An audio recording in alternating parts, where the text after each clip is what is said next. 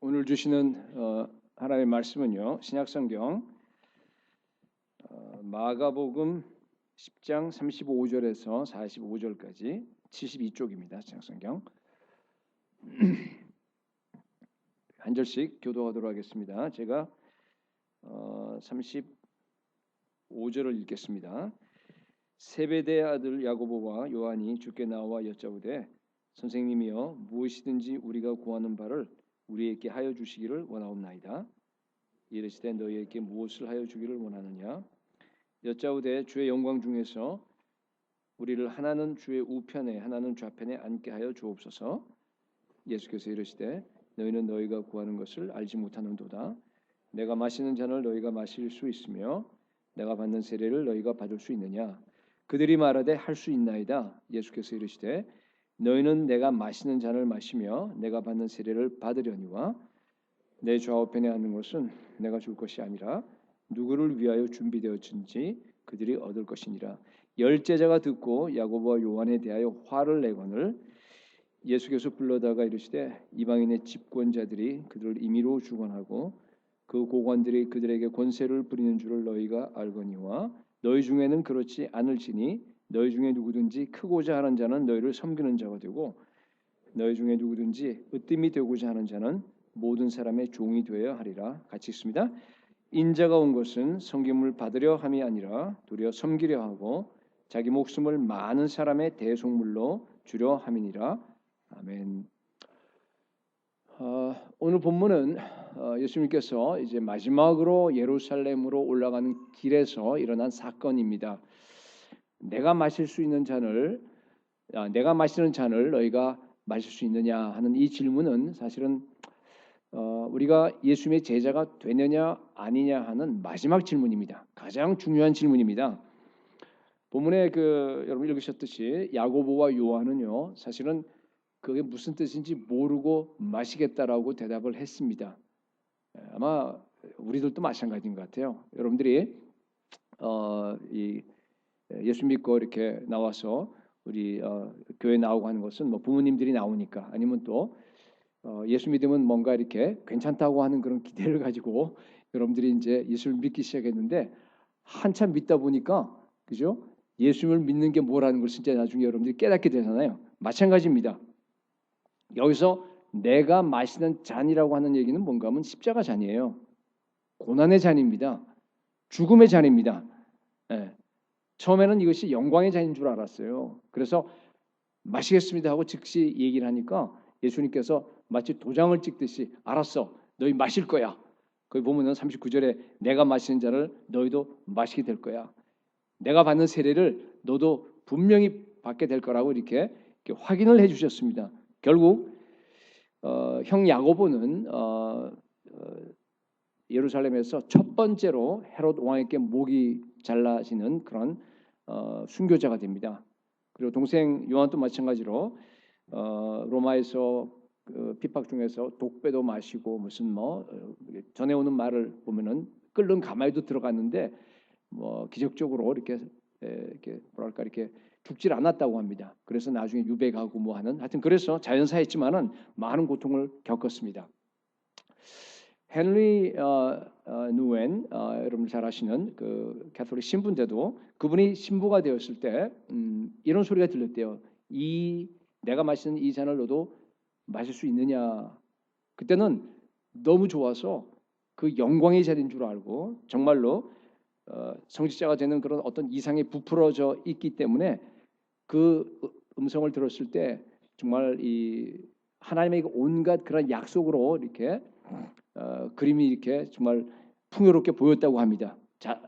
잔을 마시고 싶었다 그래요. 근데 세월이 지난 다음에 어떤 성찬식 때 다시 그 음성이 들려왔다 그래요. 내가 마신 잔을 너도 마실 수 있느냐? 근데 그때는요 그 의미를 자기가 알았습니다. 완전히 자기의 삶을 근본적으로 바꾸는 질문인 줄 알았습니다. 자기 속에 있는 그 딱딱한 자아들을 갖다가 깨뜨리는 질문이고 자기 속에 있는 그 치부를 다 드러내는 그런 질문인 줄 깨닫고 마치 그 사냥꾼의 창으로 찌르듯이 자기의 가슴을 찔렀다고 그렇게 이 잔을 들겠느냐 하는 책에서 고백을 하고 있습니다. 결국 그는 예일대 교수직을 다 포기하고 페루의 이 빈민가에 가서 사역을 하게 되죠. 그러고 나서 다시 돌아왔습니다만은 결과적으로 나중에는 보면은 어디죠? 그 정신지체 장애인들이 모여 있는 그 공동체에서 자기 삶을 마감하는 것을 여러분들 잘 압니다. 오늘은 이 고난 주간이 시작합니다. 오늘 종료주일이지만은 이제 고난 주간이 시작하고 그리고 또 우리 앞에 이렇게 성찬식을 오늘 이제 설교 후에 하게 되는데 내가 마시는 잔을 마실 수 있느냐라고 하는 그런 질문을 우리 함께 나눠보길 원합니다. 세 가지로 나누겠습니다. 첫 번째로 예수님의 마시는 잔이 뭐냐 하는 겁니다. 예수님의 마시는 잔. 구약에서 잔이라고 하는 것은 언제나 하나님의 그 심판을 말합니다. 이사야 51장에도 보면은 분노의 잔이라는 말이 나와요. 그래서 예루살렘이 분노의 잔을 마시고 막 비틀거린다는 그런 표현이 나오고 에스겔 23장에도 심판의 잔을 받아서 놀람과 그런 그 패망의 잔이라고 하는 그런 단어가 나옵니다. 우리가 범죄해서 하나님의 그 진노와 심판을 우리가 받아야 됩니다. 그런데 예수님이 대신 받으셨어요. 내가 대신 진노의 잔을 받겠다. 우리가 받아야 될 그 모든 그 재앙들을 갖다가 그런 심판을 죄의 대가를 내가 치르겠다. 주님이 받으셨습니다. 그래서 주님께서 우리 대신 대속의 잔을 마시고 십자가의 잔을 마시고 죽으셨습니다. 그래서 인류의 모든 죄를 다 끝장내셨습니다. 궁극적인 그 죄와 악과 그리고 죽음에 대한 그 모든 문제들을 갖다가 우리 주님께서 다 해결하셨습니다. 우리 안에 있는 죄와 저주와 그리고 모든 오염들을 갖다가 다 깨끗하게 청산하고 우리 주님께서 대속의 죽음으로 말미암아 새 인류를 창조하셨어요. 하나님의 나라를 새롭게 이루셨습니다. 예수님 마신 잔은 뭔가 하면은 대속의 잔이에요. 우리를 대신해서 마시신 죽음의 잔입니다. 45절 우리 보면은요. 인자가 온 곳은 자기 목숨을 많은 사람의 대속물로 랜섬이란 말을 썼죠. 대속물로 주려 함이라 그렇게 됐습니다. 우리 대신 예수님이 대속물로 십자가에 죽으셨습니다. 희생양으로 도살당하셨습니다. 우리가 이제 대속물이다 혹은 대속의 죽음이라고 하는 말을 갖다가 너무 자주 써요. 제가 궁금한 것이 여러분이 지금 방금 이 이야기를 들었을 때에 어느 정도 여러분의 마음속에 와닿는지 잘 모르겠어요. 만약 예수 그리스도의 십자가가 우리 죄를 대속해서 죽지 않았다고 한다 그러면 여러분 지구상에 한 사람도 예외가 없이 다 하나님의 형벌을 받아서 우리가 영원한 지옥 가운데 떨어지게 되었을 겁니다. 여러분 그거 정말 믿으세요? 네. 여러분 사실요 제가 이 얘기를 했는데 너무나 자주 하는 얘기인데 이 말을 믿기가 가장 어려워요. 정말로 여러분들이 이 말을 믿는다고 한다 그러면은 여러분이 십자가가 뭔지 아는 사람이에요. 여러분이 정말로 십자가가 뭔지 안다 그러면요 여러분의 삶이요 레디컬하게 바뀝니다. 세상 사람들이 살아가는 그러한 삶으로 여러분들이 살지 않아요. 전혀 다른 삶을 삽니다. 인생을 살아가는 목적이 달라요. 방식도 다릅니다. 자녀 교육을 시키는 방식이 다릅니다. 직장에서 여러분들이 살아가는 방식이 판이하게 세상 사람들과 다릅니다. 매 순간 예수 그리스도의 십자가를 찬양할 수밖에 없어요. 매 순간 예수 그리스도의 십자가를 내가 품고 묵상하면서 예수 그리스도의 십자가를 정말 기도하고 높여드리고 그리고 그 예수 그리스도의 십자가를 증거할 수밖에 없는 그런 삶을 우리가 살게 됩니다. 많은 사람들이요. 나는 십자가를 안다 그러는데 사실은 보면 잘 모르는 것 같아요. 오늘 여기 나와 있는 야고보하고 요한이죠. 그것 비슷합니다. 우리 아까 읽었듯이 33절, 34절 보면은요. 예수님이 분명히 말씀했어요. 내가 지금 예루살렘 올라가면은 붙잡힐 거야. 능욕을 받을 거야. 그리고 채찍질 당할 거야. 죽을 거야. 그리고 제3일째 살아날 거라고 하는 말을 명확하게 했습니다. 그때만 얘기한 것이 아니라 그 전에 여러 차례 얘기했습니다. 그런데 그 말을 듣자마자 야고보와 요한은 지금 뭐라 그러죠? 전혀 엉뚱한 강구를 하잖아요. 그렇죠? 영광 중에 오시면 나를 갖다 좌의정 우의정 우리말로 하면은 그렇게 달라는 겁니다. 여러분 이것이 오늘날 교회 모습 같지 않아요? 아무리 여기서 목사님들이 각 여러 많은 교회에서 십자가 설교를 하겠죠. 당연히 하는데 성도들의 기도 제목은 안 바뀌어요. 항상 그겁니다. 그죠? 자기중심적인 그런 기도 제목을 갖다가 계속 하는 걸 봅니다. 목사님이 설교는 할 수 없으니까 어떻게 해요? 그 수준에 맞춰줘요. 교인들의 성도들의 그러한 따라가게 되어 있습니다. 오늘 또 여러분 주일날인데 이 미국에서 또 이제 뭐 한국은 이제 어제가 됐겠지만은 그죠? 한국과 미국에서 수많은 설교들이 몇 편이나 과연 매주마다 쏟아져 나오겠어요? 엄청나게 많은 설교들이 매주마다 쏟아져 나오는데 그 중에서 정말로 우리들이 죽을 때 붙잡고 죽을 수 있는 유익한 설교가 얼마나 될 것 같아요? 정말로 복음을 가감없이 있는 그대로 정말 그대로 증거되어서 복음의 능력이 나타난 설교가 과연 얼마나 될까? 사실은 굉장히 궁금합니다. 왜 예수님께서 대속의 죽음을 죽으셔야 했습니까? 왜 이것이 필요합니까? 여러분 생각해 보세요.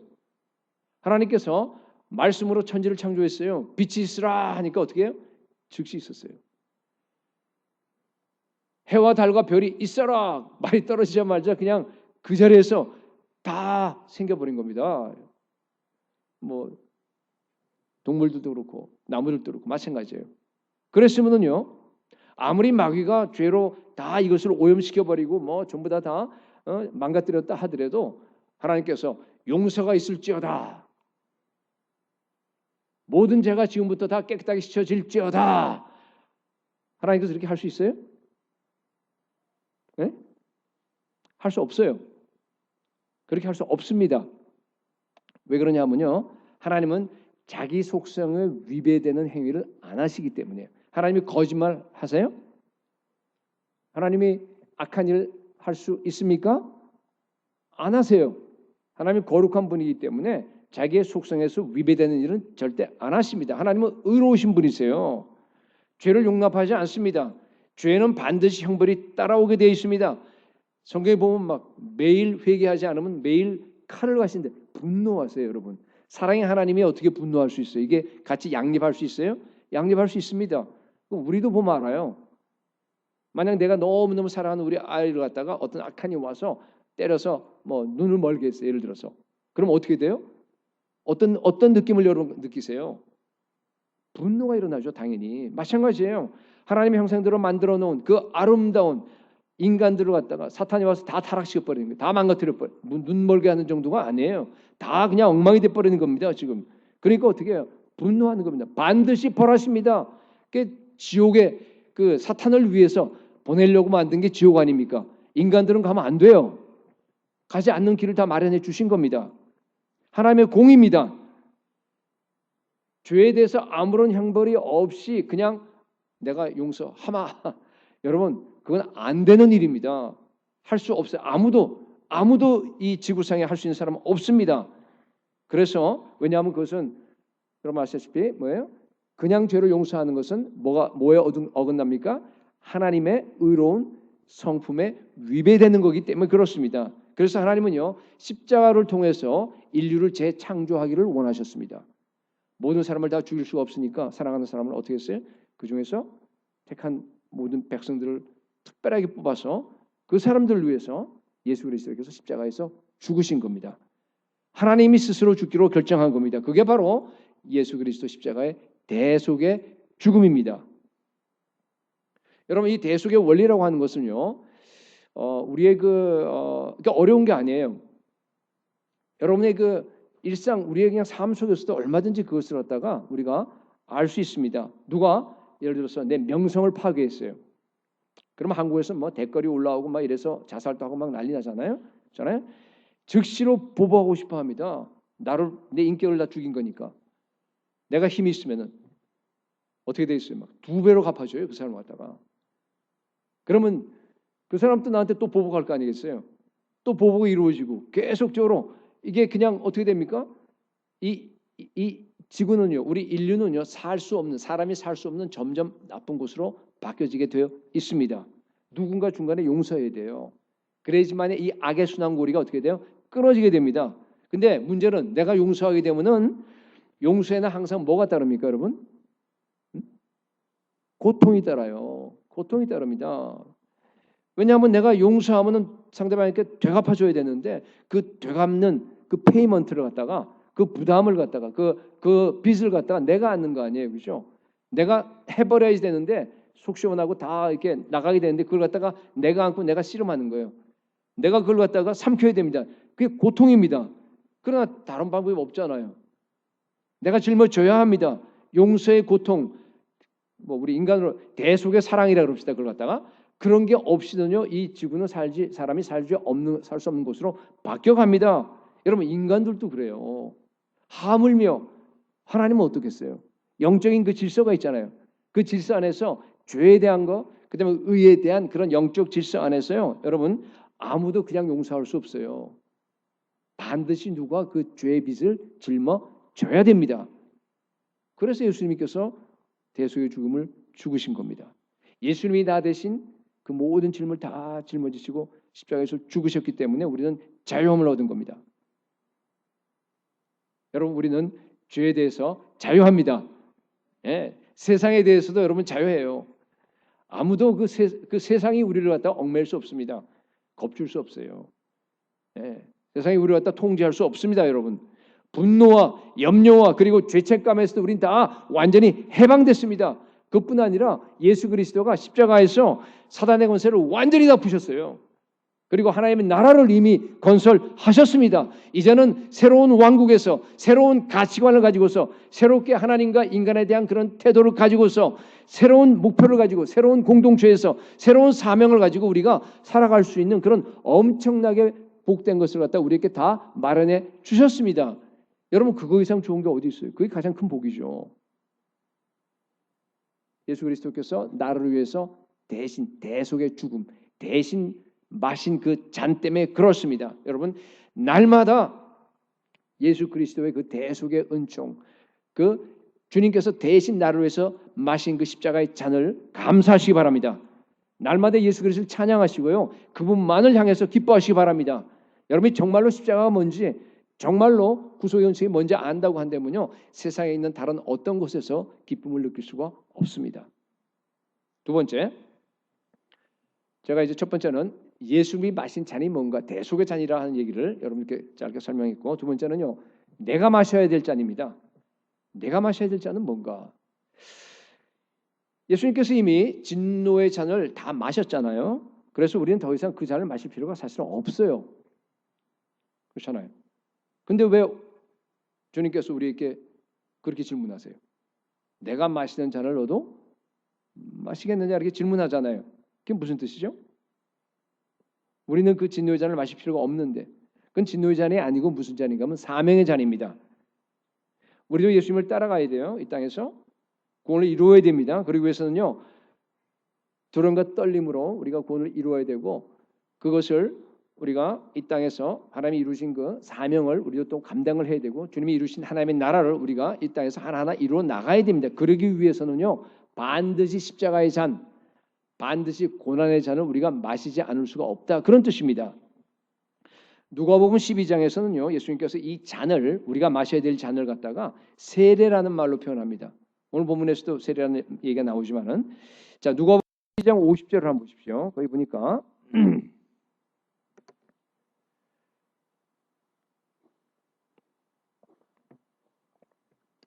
나는 받을 세례가 있으니 그것이 이루어지기까지 나의 답답함이 어떠하겠느냐. 이 세례가 뭐죠? 그게 이제 보면은요. 예수님이 십자가에 죽는 걸 세례로 표현합니다. 우리 세례는 원래 물에 완전히 잠기는 거 아닙니까? 그러니까 십자가에서 완전히 죽음에 잠긴다 그런 뜻입니다. 세례라고 했어요. 49절에 그러니까 바로 지금 붙어 있는 절이에요. 이게 50절 읽었고 바로 전절인데 내가 불을 땅에 던지러 왔노니 이 불이 이미 붙었으면 내가 무엇을 원하리요? 여러분 이 불이 뭡니까? 전에 한번 설교한 적이 있는 것 같은데 성령의 불이에요. 심판의 불이 아니에요. 심판의 불을 이미 예수님이 다 받았기 때문에 이제 성령의 불로 연결이 돼서 나중에 다시 이제 그 제가 설명을 할게요. 예수님은요 불을 이 땅에 던지러 오셨습니다. 그 성령의 불을 받게 되면은요 그 불을 받게 되면은 세상과 분쟁이 생겨요. 그죠? 뭐 아버지와 또 아들 뭐 이렇게 뒤에 보면은 나와요. 여러분 보세요. 성경을 핀 사람들은 거기 보면은 막 분쟁이 생기는 것이 이렇게 나오게 되는데요. 온 땅이 예수님은요, 예수님께서 던진 그 성령의 불로 붙어서 활활 타오르기를 가장 원하고 있습니다. 그렇죠? 지금 읽었던 49절, 50절을 한번 붙여보세요, 여러분. 어떤 그림이 나오세요? 앞에서는 세례라는 말이 나왔고 뒤에는 뭐가 나왔어요? 불이 나왔죠, 그죠? 둘을 붙여버리면 뭐가 나와요? 불세례예요. 불세례는요, 여러분, 성령 세례예요, 분명히. 성령 세례인 동시에 제가 지금 무슨 얘기를 하려고 그러겠어요? 십자가에서 죽는 고난의 세례입니다. 잘 기억하세요. 불세례는 성령 세례예요, 그죠? 근데 십자가에서 죽는 고난의 죽음의 세례입니다. 세례 요한도 같은 말을 했어요. 그 누가복음 3장 16절에서요. 나는 물로 세례를 베풀거니와 나는 세례 요한이에요.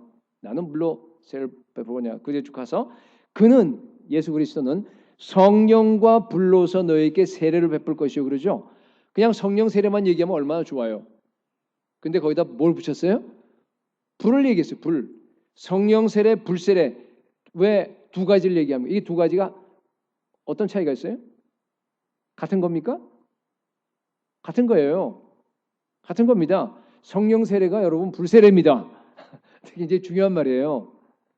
네? 그 사도행전 2장에서도 여러분 오순절 때 성령 세례를 받잖아요. 어떻게 받았어요? 불 세례로 받았잖아요. 급한 바람 같은 그죠? 그런 소리가 막 들렸습니다. 강한 바람 소리가 막 실제로 바람 분 건 아니지만 소리가 막 들렸어요. 그리고 나서 하늘에서 불이 내리잖아요. 그래서 갈라집니다. 이게 120개로 갈라져서 각 사람 머리에서 다 임하는 것을 갖다가 다 보았습니다. 불세례로 받은 겁니다. 자, 그 의미가 뭔가 하면요. 120명이 받았어요. 예수님 제자들이 다 받았습니다. 불세례를 받은 그 사람들이 어떻게 됐어요, 나중에? 우리가 120명 어떻게 됐는지 잘 몰라요. 그렇지만 확실히 아는 것은 예수님 제자들은 다 순교했어요. 요한 한 사람 빼고. 그죠? 아마 120명 그분들 중에서 많은 사람이 순교했을 거예요. 설령 로마 그때 박해가 시작돼서 순교를 안 했다고 손치더라도 평생 동안 십자가 지고 고난의 길을 갔을 겁니다. 순교적인 삶을 반드시 살았을 겁니다. 여러분, 성령 세례는 불세례입니다. 제가 무슨 말을 하는지 아시겠죠? 성령 세례에 두 가지 면이 있다는 뜻이에요. 성령 세례를 받게 되면 여러분 확신이 임합니다. 능력이 임해요. 성령 세례 받으면 여러분 은사가 임합니다. 너무 좋아요. 그러나 동시에 여러분 성령 세례는 불세례입니다. 고난이 임합니다. 십자가가 임합니다. 죽음이 임합니다. 그러나 성령 세례이기 때문에 하나님께서 이 십자가를 이길 힘을 우리에게 주시는 겁니다. 날마다 확신과 기쁨을 가지고 예수 그리스도의 그 십자가를 내가 지고 이 사명을 감당할 수 있는 능력이 날마다 우리에게 부어지는 겁니다. 그게 바로 성령 세례입니다. 오늘 교회 문제는 뭔가 하면요. 불세례 없이 그냥 성령 세례만 받고 싶다는 사람들이 너무 많아서 그래요. 불세례 없이. 십자가 없이 능력만 받으려고 그럽니다. 내가 십자가에 죽는 그 자아의 죽음이 없이 그죠? 그냥 기적을 원해요. 치유를 원합니다. 고난의 잔을 받으려고 그러지 않고 고난의 잔을 받으려고 그러지 않고 영광의 장 번영만 추구합니다. 여러분 가짜입니다. 그런 건 없어요. 신사도 운동에 대해서 여러 번 얘기했는데 그것이 비성경적인 이유는 그죠? 전에 얘기한 것처럼 체험 위주라서 그래요. 말씀 위주가 아니고 체험 위주라서 그런데 사실은 그거보다 더 심각한 것은 뭔가 하면요. 바로 이 문제예요. 십자가 죽음의 잔은 피하고 그럼 받으려고 그러지 않아요. 그렇지 않고 뭘만 받으려고 그래요?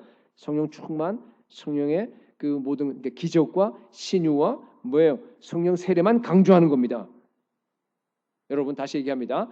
성경에는요 그런 성령 세례는 없습니다. 네. 성령의 불을 받으면 능력을 받아요. 받습니다 반드시. 그런데 그 능력은 뭔가 하면요. 내게 능력 주신 자 안에서 내가 모든 것을 할 수 있는 이다. 의미가 뭐죠?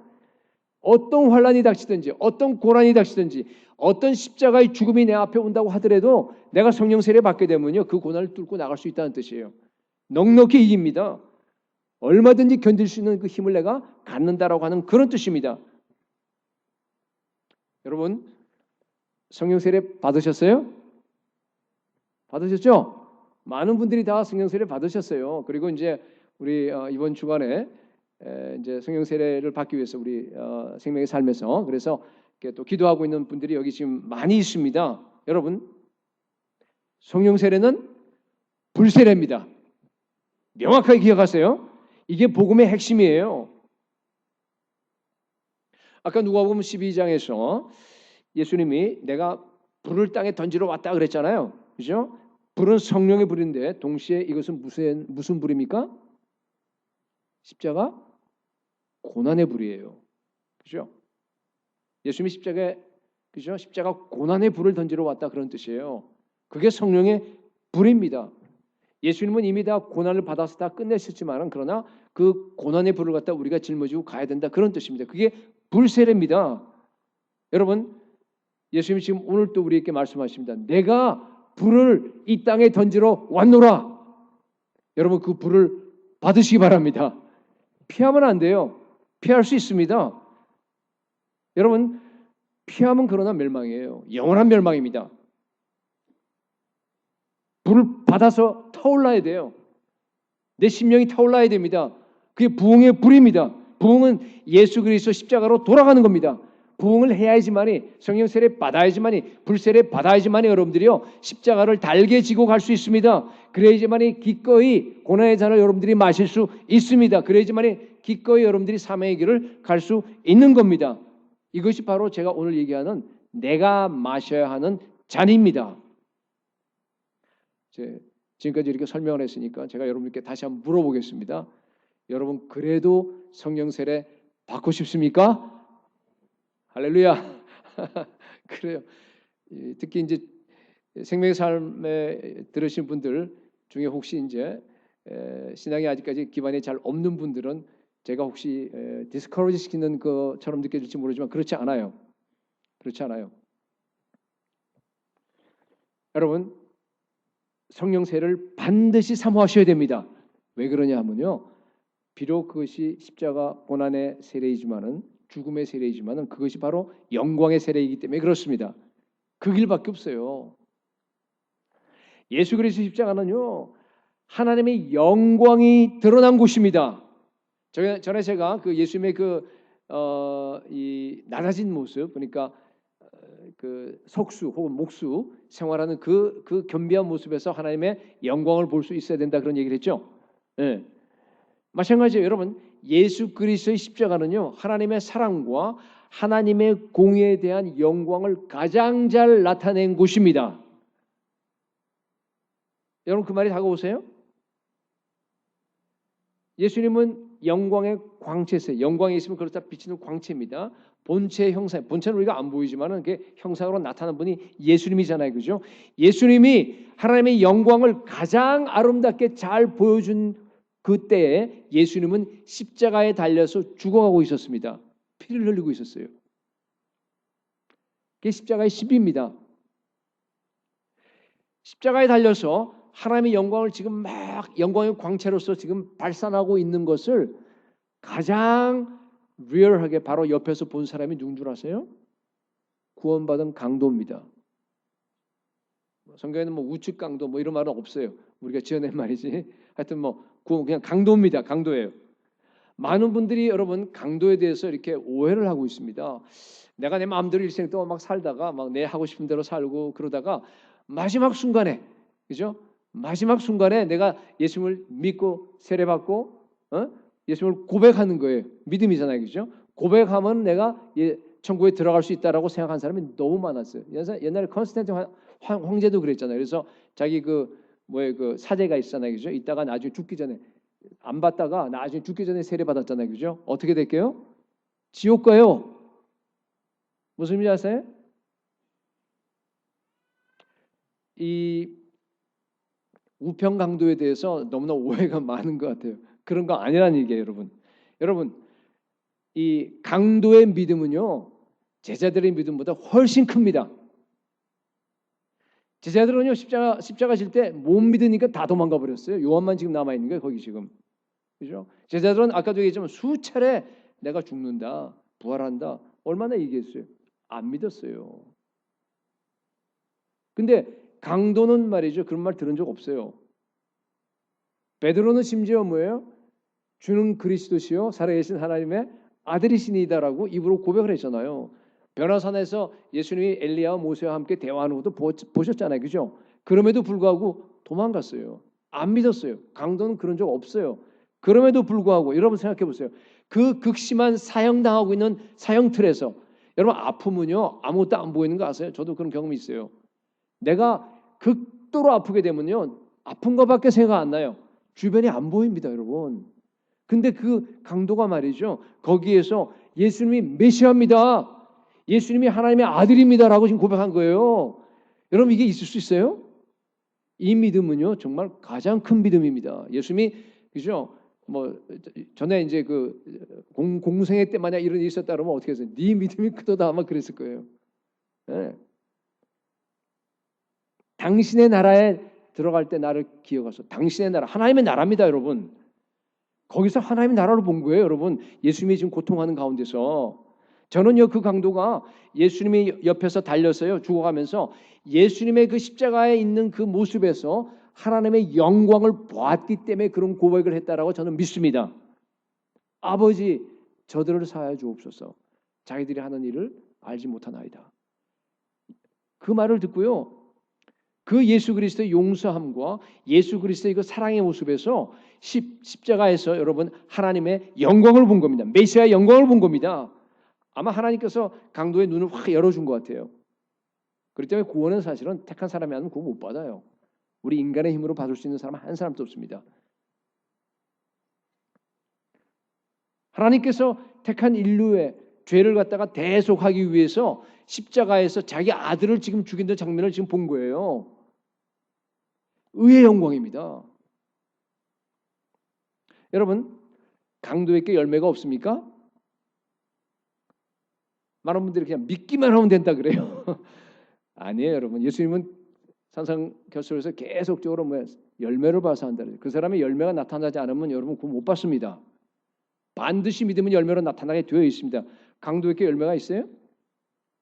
이런 얘기를 하면 여러분들이 그 열매를 지금 오해해서 그렇습니다. 열매는 무슨 11조하고 주일 성수하고 주일 교회 와서 봉사하는 것만 자꾸 열매로 생각하는 게 그런 거예요. 여러분 열매는 뭔가 하면요. 여러분 인생이 바뀌는 겁니다.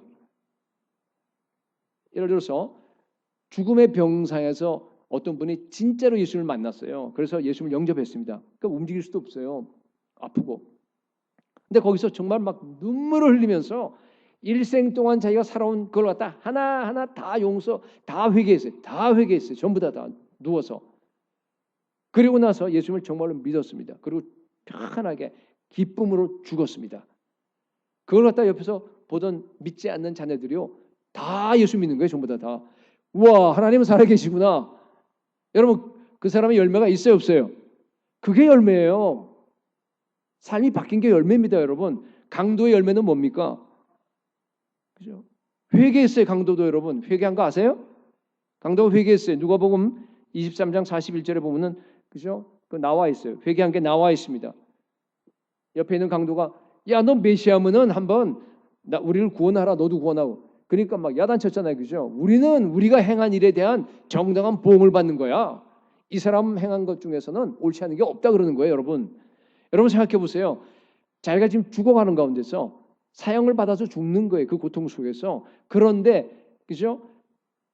내가 마땅히 행한 걸 갖다가 받는다라고 하는 무슨 말이에요, 여러분? 이건 회개한 겁니다. 회개하지 않으면요 그런 얘기 못 합니다. 그래서 회개하고 예수님을 정말로 믿고 예수 그리스도에 나오는 그 십자가에서 마지막에 영광을 갖다 자기가 바라보고 고백해서 오고 오는 세대에서 성경을 읽는 모든 사람들에게 예수 그리스도의 영광을 증거하는 것이 바로 이 강도의 뭐예요? 열매입니다. 시편 85편 9절에서 11절까지 예수 그리스도 십자가를 예언하는 그 시가 나와 있는데 그 영광이 보입니다. 진실로 그의 구원이 그를 경외하는 자에게 가까우니 영광이 우리 땅에 머무르려되. 구원에 대한 영광을 얘기하죠. 뭐라 그러냐면은 인애와 진리가 같이 인애는 사랑입니다. 사랑과 진리가 같이 만나고 의와 화평이 서로 입맞추었으며 예수 그리스도 십자가에서요 하나님의 사랑과 진리가 만났습니다. 그죠? 그리고 예수 그리스도 하나님의 의와 화평이 예수 그리스도의 십자가에서 서로 입맞춘 겁니다. 그 영광을 지금 노래한 겁니다. 진리는 땅에서 솟아나고 예수님이 서 있는 그 땅에 십자가가 달려 있어요. 예수님이 진리잖아요. 그런 그림이 그려지죠. 의는 하늘에서 굽어보더라. 그때 아버지가 위에서 보고 계신 거예요. 예수 그리스도 십자가의 영광을 예언적으로 노래한 시입니다. 여러분, 우리가 마셔야 할 그 사명의 잔은요, 고난의 잔이에요. 그렇지만 그것은요, 영광의 십자가의 영광의 잔인 줄 여러분 믿으시기 바랍니다. 성령 세례 받으면 그게 보입니다. 그래서 아무리 큰 고난이 오더라도요, 예수님이 마신 잔을, 그 잔을 나도 마시면서 십자가의 길을 달갑게 기쁘게 우리가 걸어가는 겁니다. 여러분, 십자가가 가장 큰 능력입니다. 그래서 성령 세례가 불세례입니다. 바울은 고로새서 1장 24절에서 내가 이제 너희를 위하여 받는 괴로움을 기뻐하고 그리스도의 남은 고난을 그의 몸된 교회를 위하여 내 육체에 채워놓으라 그랬습니다. 예수 그리스도께서 모든 구속 사역을 다 이루셨어요. 우리가 거기 이제 더 이상 이루어드릴 게 하나도 없습니다. 그러나 그 구속 사역을, 그 구원을 여러분 우리 삶에서 확장시켜야 하는 것이 우리 책임입니다. 내 안에서 그 하나님 나라가 확장돼야 돼요. 우리 가정에서 확장돼야 됩니다. 우리 직장에서 그 하나님 나라가 확장되셔야 됩니다. 온 세계 열방 가운데 주님의 나라가, 하나님께 다스리는 나라가, 하나님의 통치가 온 그 열방들이 다 예수 그리스도를 찬양하는 그날이 올 때까지 여러분 우리에게 맡기신 사명입니다. 그런데요, 그 사명을 감당하려고 그러면요, 어디서든지 사탄이 있어요. 사탄이 있습니다. 마귀가 있어요. 저항합니다. 우리는 그냥 그 저항을 뚫고 나아가서 해야 되는, 싸워야 됩니다. 씨름입니다. 전투입니다. 그렇기 때문에 여러분, 남은 고난이 우리에게 있는 것은 너무나 당연한 일입니다. 예수님은 지금 여러분들에게 질문하고 계세요. 내가 마시는 잔을 너희도 지금 마실 수 있느냐? 야고보와 요한은 그 질문에 뭣도 모르고 대답했어요. 근데 여러분 지금 다 알아요. 여러분 어떻게 대답하시겠습니까? 내가 마시는 잔을 여러분 정말 마시겠습니까? 두 가지 선택만 존재합니다. 그걸 마시느냐, 피하느냐. 만약에 마신다는 의미는 뭐예요? 아까 다른 말로 하면은 예수님이 던지는 성령의 불을 갖다가 내가 받아서 내가 불타오르는 거예요. 그러나 그것은 고난의 길이에요. 죽는 길입니다. 십자가의 길입니다. 좁은 길로 이미 우리는 들어섰어요, 여러분. 그리스도의 삶은요, 이미 좁은 길로 들어가서, 그러니까 여러분 여기 지금 나와서 성찬식을 받으려고 하는 거 아니에요. 그러나 여러분들이 지금이라도 그 좁은 길에서 빠져나갈 수 있는 자유는 여러분께 있습니다. 넓은 길로 얼마든지 갈 수 있어요.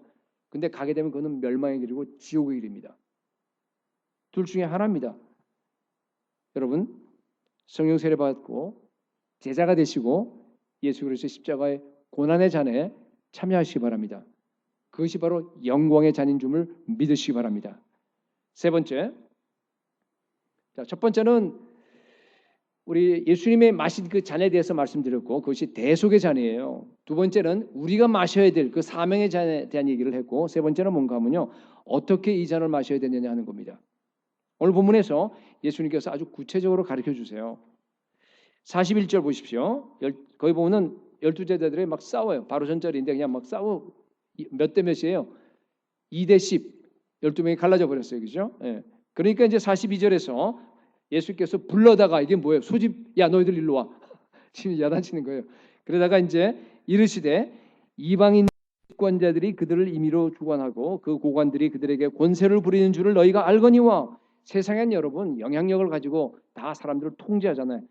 돈, 권력, 지위, 무슨 뭐 이런 게 있으면요, 인맥 이런 게 있으면요, 우리 사람들 없는 움직일 수 있습니다. 영향력으로 통제할 수 있어요. 너희들도 알잖아, 뭐 이런 얘기입니다, 그렇죠? 자, 43절에 너희 중에는 그렇지 않을지니 그랬어요. 세상은 그렇다고 하더라도 하나님 나라는 완전히 다르다 그런 얘기죠. 너희 중에 누구든지 크고자 하는 자는 너희를 어떻게 하는 거예요? 섬기는 자가 되고. 그러니까 여러분 우리가 달라요. 하나님 나라는 다릅니다. 그렇기 때문에 그냥 아예 세상을 벗어나서 아미시처럼 따로 공동체를 이루어서 거기서 분리되게 살아라 그러지 않았죠. 우리는 세상 속으로 뛰어들어가야 돼요. 뛰어들어가서 세상에 있으면서 전혀 다른 방식으로 섬겨야 돼요. 세상을 바꿔야 됩니다. 섬기는 방식이에요. 44절에 너희 중에 누구든지 으뜸이 되고자 하는 자는 모든 사람의 종이 되어야 하리라 그랬어요. 세상 사람들이 하는 그런 영향력의 방식이 아니에요. 그렇죠? 남을 섬기고 남에게 종이 되는 그런 방식이에요. 세상에 뛰어들어서 세상을 너희들이 바꿔버려야 하는 그런 예수님의 말씀입니다. 이게 바로 예수님께서 세상을 바꾼 방식 아닙니까? 하나님의 방식이에요. 우리가 마셔야 할 잔이에요, 여러분. 우리가 어떻게 마시냐 지금 설명하고 있죠? 이렇게 마셔야 됩니다. 45절 인자가 온 것은 섬김을 받으려 함이 아니라 도리어 섬기려 하고 자기 목숨을 많은 사람의 대속물로 주려 함이니라 그랬습니다. 예수님이 이대로 실천하셨어요. 세상을 완전히 뒤바꿔버렸습니다. 산상설교에서는요 어떻게 했어요? 이렇게 바꾸는 행동 지침까지 우리에게 하나하나 다 알려주셨습니다. 예수님께서 지금 우리에게 묻고 계세요. 내가 마시는 잔을 너희들도 마실 수 있느냐?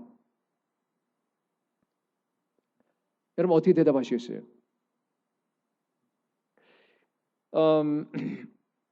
우리 자녀들을 차세대들을 정말로 이 잔을 마시는 하나님의 사람으로 제자로 정말로 우리가 키워낸다 그러면 그렇게 해서 한국을 바꾸고 미국을 바꾸려고 한다 그러면 여러분 어떻게 키워야 되겠어요?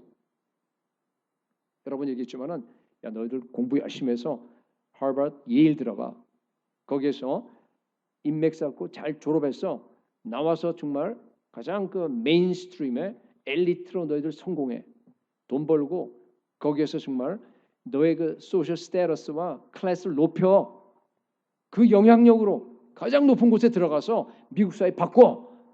아마 여러분들 그렇게 뭐 과거에 많이 그랬어요. 80년대, 90년대 한국에서 늘 그랬으니까 부모들이 그 말 하나 갖고 계속 이 교회에서 이렇게 우리 차세대에 영향을 주고 이제 그런 적이 있었는데 여러분 아시잖아요, 그죠?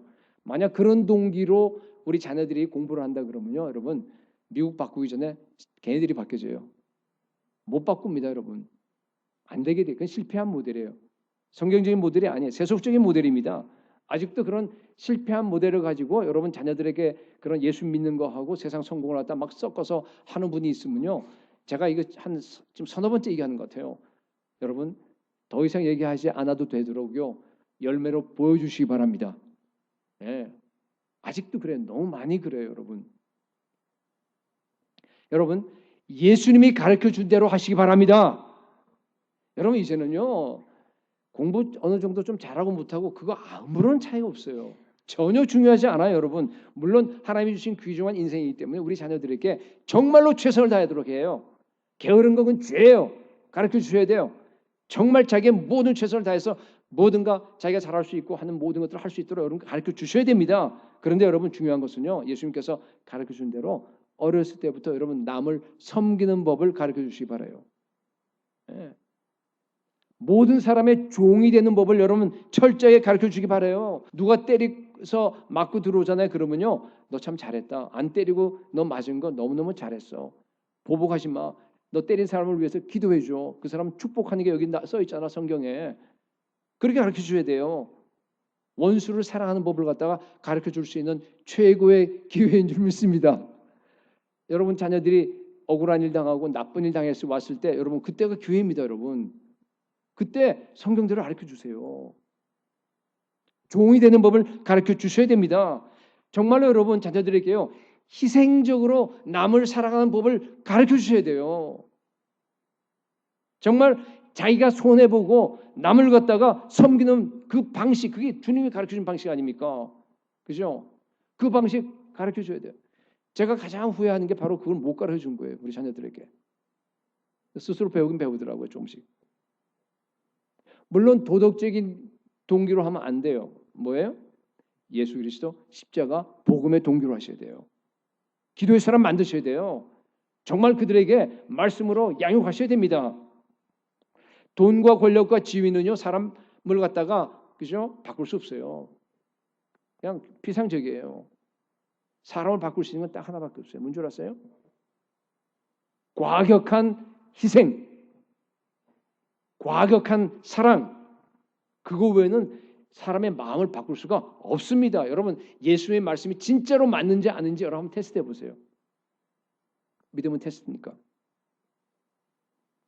제가 지금 무슨 말씀하고 있습니까? 우리가 어떻게 이 잔을 마시겠느냐 이 얘기하고 있잖아요. 그죠? 답은 뭐예요? 우리 삶으로 마셔야 합니다. 삶으로 마셔야 돼요. 제가 자녀 예를 들었지만 그건 한 예에 불과한 겁니다. 여러분 개인으로 그쳐서는 안 돼요. 제가 지금 얘기하는 것이요 굉장히 이렇게 공중에 허공에 떠 있는 얘기로 들리는 분이 제가 보기에는 거의 한 70%일지도 몰라요. 여러분 중에서 지금 제 얼굴 보니까 그런 것 같아요. 목사님 뭐 성경에 나와 있는 얘기 뭐 예수님 하는 게 뻔한 얘기 맨날 하는 그 얘기. 근데 나하고는 별로 상관이 없어. 저도 평생을 그러고 살았어요. 오랫동안. 근데 그게 아니에요. 깨닫고 보니까 아니에요. 이렇게 해야 돼요. 개인으로 그쳐서는 안 돼요. 여러분 온 교회가 이런 과격한 희생과 사랑의 공동체로 바뀌어야 됩니다. 여러분 이게 정말 여러분 지금 한국이요 굉장히 어려운 고비 있잖아요. 다 어렵어요. 참 이게 어떻게 치유가 되고 어떻게 이게 화합이 될지 참 이게 길이 안 보여요. 정치 갖고는 도저히 안 돼. 이건 뭐 누구나 다 알아요. 안 됩니다. 저는 믿어요. 교회만이 유일한 소망입니다. 답이 다 하나밖에 없습니다, 여러분. 근데 교회가요 초대교회처럼 정말 과격한 희생, 교회가 다 사랑의 공동체로 다 바뀌어 버리게 되면요 한국은 치유됩니다. 반드시 됩니다, 여러분. 예수 그리스도의 십자가 대속의 죽음을 정말로 재현할 수 있는 교회들이 다 일어나야만 합니다. 그러면 바뀌게 되어 있습니다. 교회의 부흥이 유일한 해답입니다. 모든 성들이 다 성령 세례 받아야 돼요. 불세례 받아야 됩니다. 심령소에서요 그 불로 이기적인 자가 다 태워져 버려야 돼요.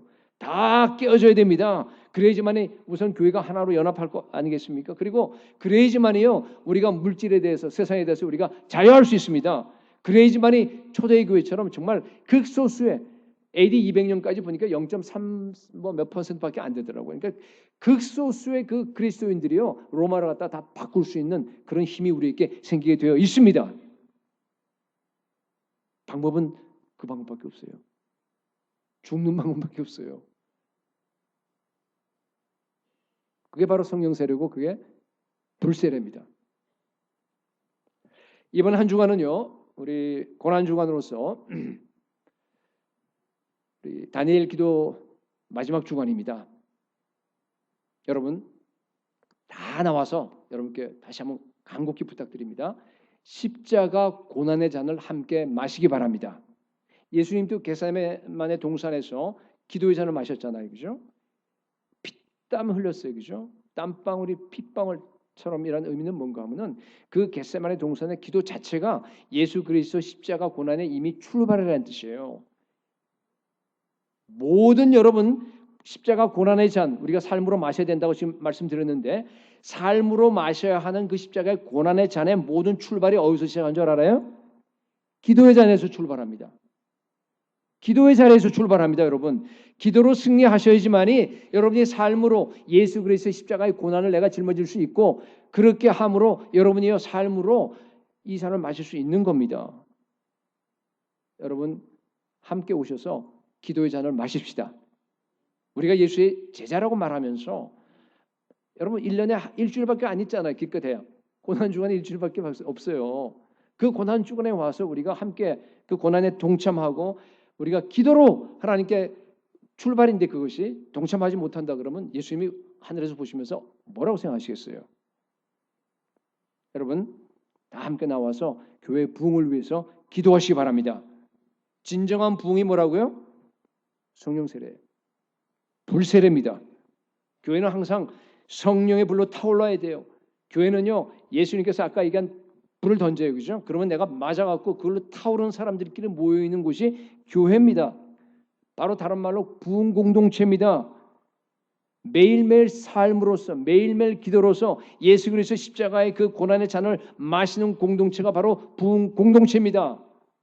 레나드 레이븐힐이 부흥이 일어나지 아니하는 그 두 가지 이유를 갖다 얘기하는 게 참 맞아요. 첫 번째는 뭔가 하면요. 너무나 많은 사람들이요. 부흥 없어도 나는 잘 살아라고 하는 잘못된 신념에 빠져 있어요. 잘못된 신념입니다. 아니에요. 여러분 부흥 없으면요. 여러분 파멸입니다. 성령 세례 받고 날마다 성령으로 충만하고 불세례 받고 주님의 가신 그 길을 같이 좁은 길을 가지 않으면 파멸입니다, 여러분. 둘 중에 하나입니다. 두 번째는 뭔가 하면요, 대가를 치르지 않아서 그래요. 기도의 대가 여러분 치르셔야 됩니다. 부흥이 일어나려 그러면 여러분 기도의 잔을 반드시 우리 모든 사람들이 다 마셔야 됩니다. 물론 여기 있는 사람들 제가 알아요. 건강 때문에 또 여러 가지 사정 때문에 못 나오신 분들 제가 압니다. 그런 분들은 집에서 열심히 기도하세요. 그러나 나머지 분들에게 제가 얘기합니다. 여러분 일주일 동안요, 직장에서 좀 빨리 나오세요. 빨리 나와서 일주일 동안 빨리 여러분 직장에 나온 데라서 여러분 직장에 안 쫓겨나요. 정말 나와서요, 8시부터 나오셔서 여러분 같이 기도에 동참하시기 바랍니다. 여러분 이제 이번 한 주간 동안은요, 예수님처럼 우리 삶에서 기도가 최우선이 될 수 있기를 축복합니다. 기도로 예수 그리스도 십자가 고난의 잔에 참여하는 모든 성도들이 될 수 있기를 예수 그리스도 이름으로 축복합니다.